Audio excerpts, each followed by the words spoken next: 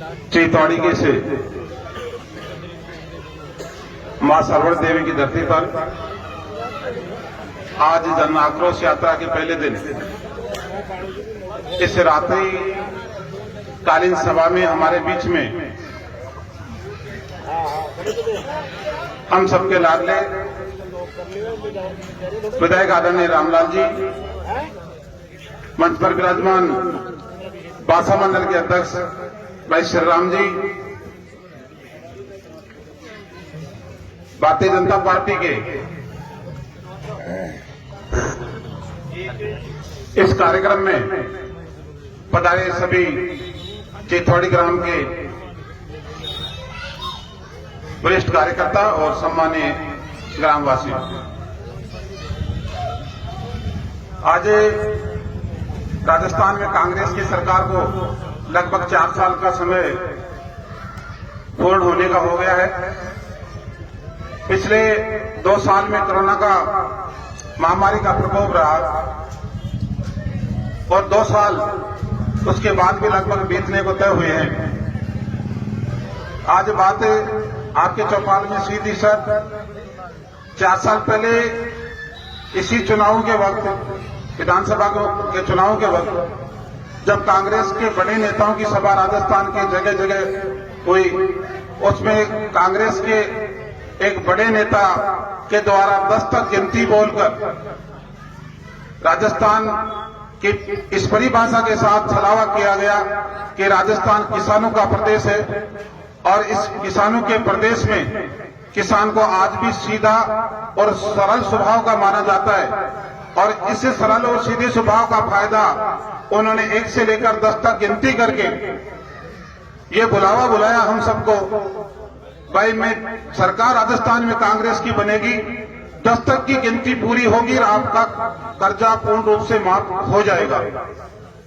4 साल के बाद में आज युवराज फिर हिंदुस्तान में भारत जोड़ो यात्रा के नाम से फिर राजस्थान में प्रवेश कर रहे हैं। क्या हमारा ये नैतिक दायित्व नहीं है उस युवराज से पूछें कि 4 साल में क्या वो 10 तक की गिनती पूरी नहीं हुई? कौन सी भाषा में आपकी गिनती है? अंग्रेजी में है या आपकी माँ इटली से आती है, उस इटली की भाषा में वो गिनती है? और गिनती अगर पूरी नहीं हुई तो ये राजस्थान की जनता के साथ दोबारा वोट की बात करने का आपके पास कोई हक और अधिकार नहीं बचता। राजस्थान में कांग्रेस की स्थापित सरकार ने बेरोजगार युवाओं को यह कह के बुलावा दिया, भाई 3,500 रुपए प्रति माह के हम मानदेय देंगे बेरोजगारी भत्ते के रूप में। क्या मैं चीतौड़ी के इन युवाओं से ये जानना चाहता हूं कि एक भी युवा को अगर 3.5 साल के 4 साल के इस कार्यकाल में 3,500 का बेरोजगारी भत्ता आया हो तो मैं मानता हूं राजस्थान की उस कांग्रेस की सरकार की वो घोषणा सही थी। कोई चीतौड़ी में हुआ हो तो कोई ऐसा मुझे बताए। बिजली के बिलों की ये बात हुई थी कि इसमें कोई पैसा नहीं बढ़ाया जाएगा और राजस्थान में आधे दामों में हम बिजली देंगे। आज कृषि कनेक्शन की तो मैं बात नहीं करता, पर इस सरकार के कर्मचारी और अधिकारियों का स्तर तो इस तरीके के गिर गया कि अगर किसान एक खेत में झोंपड़ी में एक बल्ब जलाकर अगर शाम के वक्त रोटी के लिए उजाला करता है, उसकी भी सुबह 4 बजे पुलिस की धड़ल्ले के साथ घुसकर ये लाखों रुपए की VCR भरने का काम ये राजस्थान की सरकार के कारिंदे और नुमाइंदे कर रहे हैं। इस जन आक्रोश यात्रा को लेकर आपके बीच में आने का यही उद्देश्य है कि हमारी कड़ी मेहनत से हमने लाड प्यार से पालकर हमारे बच्चों को बड़ा किया, उनकी अच्छी शिक्षा के लिए हमने रात दिन मेहनत की, उनकी अच्छी कोचिंग हमने उपलब्ध करवाई, हमने शिवकर में कोचिंग करवाई, हमने जयपुर में कोचिंग कराई।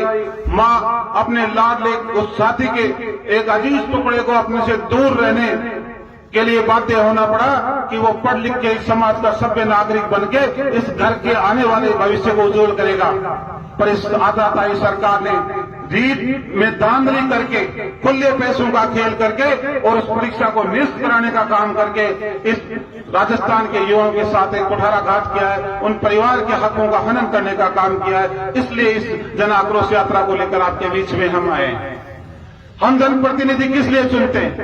पुराने आदमी आज भी इस बात को कहते हैं कि कोई नेता किसी के घर में आग गेहूं की बोरी नहीं पूछा था। मैं भी इस बात को स्वीकार करता हूं, पर हम नेता इसलिए चुनते हैं कि जब भी हमारे बीच में समस्या आएगी, हमारे बीच में कोई तकलीफ आएगी, हमारी आने वाली पीढ़ी के साथ कहीं अन्याय होने का दृष्टिकोण हमें नजर आएगा, तो हम हमारे चुने हुए जनप्रतिनिधि के सामने जाकर हमारी तकलीफ को बयां करेंगे और उनकी चौखट से हमारे साथ न्याय होगा। हमारी समस्याओं के लिए खड़े होकर संबंधित विभाग के आला अधिकारियों को फटकार के साथ कहेंगे, ये मेरा मतदाता है, ये मेरा क्षेत्र का निवासी है, उसके साथ न्याय होना चाहिए। पर इस कांग्रेस सरकार की आड़ में जो नेता तो नहीं बन सके, और इस सरकार की और पार्टी की आड़ में जो ने खुले पैसों का खेल आपके चौमों में कर रखा है। आज हमारे भाई, हमारे बेटे राजस्थान के हर कोने में हाथ से पकाकर रोटी खाने पर मजबूर हो रहे हैं, और उनके घर वाले इस बात की राह देख रहे हैं कि मेरे बेटे का भी कभी तबादला होगा, वो भी कराएगा, वो भी अपने बीवी बच्चों के साथ रहेगा, अपनी माँ बेटी और बहन के साथ रहेगा। पर या तो कोई ट्रांसफर की सही नीति नहीं बनती, और नीति अगर बनती है तो पिछले दरवाजे से वो नीति बनती है, और बड़े रुपयों का थैला अगर लेकर आप चौमों तक जाओगे तो सरकार के नुमाइंदे जो बैठे हैं सरकार की आड़ लेकर उस थैले को खाली कराने के बाद में आपने डीरा लिखने का काम करेंगे। क्या इसलिए हम जनप्रतिनिधि चुनने का काम करते हैं? देखा रहे ऐसे नेताओं को वोट मांगने के लिए क्षेत्र में आने का, उनको पूछना चाहिए कि आप कर क्या रहे हो, हमने आपको चुना किस लिए है, और आप हमारे साथ कर क्या रहे हो। वहां नाम पूछे जाते हैं, वहां जाति पूछी जाती है, वहां वोट किसको दिया जाता है वो पूछे जाते हैं। पर अब तो इस प्रकार की भी हद की इंता हो गई, जब उनको वोट देने वालों को भी बराबर पैसे देके अपने काम कराने पड़ते हैं।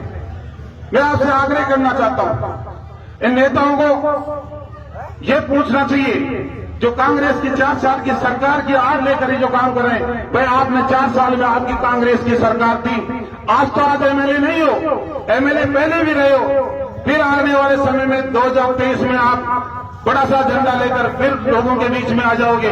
आपने इस 4 साल में हमारे चितौड़ी गांव में क्या काम किए, हमें आप ये बताओ। कभी कहते हैं हमने एमएलए नहीं है, एमएलए होते हैं तो कहते हैं हमारी सरकार नहीं है। ये काम करने की इनकी मंशा बिल्कुल भी नहीं दर्शाती है। काम करने के लिए मन में जुनून होना चाहिए, उनकी आम जनता की भावना और पीड़ा को समझना चाहिए। पिछले 2 बार 2003 से लेकर 2008 तक और 13 से लेकर 18 तक सरकारें भारतीय जनता पार्टी की रही।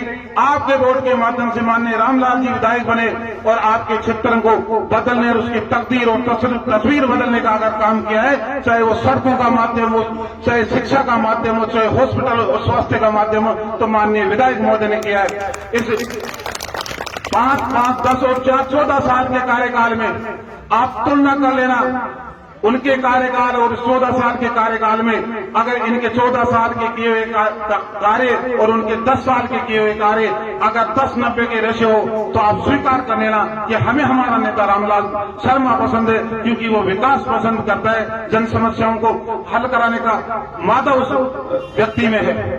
मैं आपसे आग्रह करना चाहता हूं, आने वाले समय में मैं समाज विशेष की भी बात करूंगा, मुझे कोई डर भी नहीं लगता। पहले एक भ्रांति फैलाई गई 2003 से लेकर अब तक भी वो भ्रांति को लोगों ने जिंदा कर रखा है कि साहब रामलाल शर्मा एक समाज विशेष के लोगों को महत्व नहीं देता। आज आपके सामने एक प्रश्न मैं खड़ा करता हूं, आप उसका जवाब ढूंढते रहना। अभी नगर पालिका के चुनाव हुए थे पिछले समय में, एक ही समाज के 6 या 7 पार्षद जीत के आए थे। उनमें पहले भी वो पार्षद 22 उपाध्यक्ष भी नगर पालिका के रहे और 3 बार भी उनमें से कई पार्षद बंधु जीत के आए थे। क्या वो मौका नहीं था एक समाज विशेष को आगे बढ़ाने का? पर नहीं, क्यों? घर बढ़ा, परिवार बढ़ा, मैं बढ़ा और मेरा युवराज बढ़ा। पूछो क्या हुआ? किस समाज की बात करते हो? वोट लेने के लिए तो और वहां नगर पालिका में राज करने के लिए घर। क्यों? कब समझेंगे हम? हमें समझना होगा, जो हमें आगे बढ़ाएगा, जो हमारा मान सम्मान करेगा, जो हमारी समस्याओं का समाधान करेगा, उस व्यक्ति को वो वोट का हकदार है। जो गांव के सर्वांगीण विकास की बात करता है वो आदमी यहां से वोट का हकदार है। मैं आपसे आग्रह करना चाहता हूं, हमें चेतना होगा, अब उनके बुलावे और बैठावे में नहीं आना होगा। जो 4 साल तक सरकार होटलों से चला रहे हैं, उनको इस राजस्थान की जनता से कोई लेना देना नहीं है। ऐसी सरकार को आने वाले 2023 में काट फेंकने का प्रण हमें आज ही यहाँ से लेना होगा। और भारतीय जनता पार्टी के कार्यकर्ताओं से विशेष मैं आग्रह करने आया हूँ कि कंधे से कंधा मिलाकर इस सरकार से जो 4 साल से राजस्थान में बनी बैठी है, जिसमें कानून के राज से जंगल राज स्थापित कर दिया, उसे हमें एक एक सवाल का जवाब हमें मांगना चाहिए। कहाँ है कानून व्यवस्था? शिक्कर में दिन दिहाड़े मर्डर हो रहे हैं, कोई बात की ये जुल्म हो गया, वो अपनी बेटी के संभालने या मिलने वो शिक्कर जाए, वो एक गोली का शिकार हो जाए। ये है कानून, राजस्थान की कानून व्यवस्था। इस कानून व्यवस्था के सारे देश क्या देना चाहते हैं प्रदेश में? कल यही इन्हीं हादसों, इन्हीं बातों का शिकार हम सबको होना पड़ेगा। इसलिए मैं आपसे पुनः एक आग्रह करता हूं कि आने वाले समय में लोग भांति भांति के झंडे लेकर, भांति भांति के पहनावे लेकर, भांति भांति की मनसा लेकर, अलग अलग प्रकार के छलावे और तंब लेकर आपके बीच में आएंगे।